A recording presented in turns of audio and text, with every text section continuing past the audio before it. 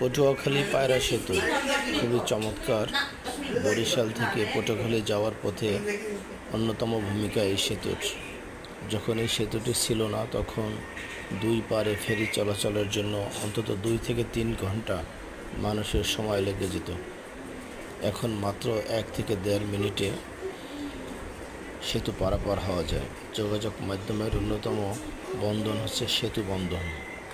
আর এই সেতু বন্ধনের কাজটি দায়িত্ব নিয়েছিল পটুয়াখালীর ক্যান্টনমেন্ট সেনাবাহিনী।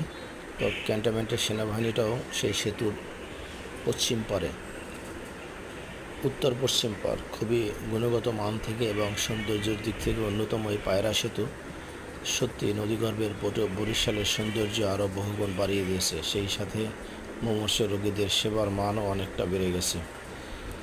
খুব সহজেই মানুষ এই সেতু দিয়ে পারাপার করতে পারে এবং প্রয়োজনীয় লক্ষ্যে গিয়ে এটা ইনকামের রাস্তাও বহুগুণে উন্মোচন করে দিয়েছে।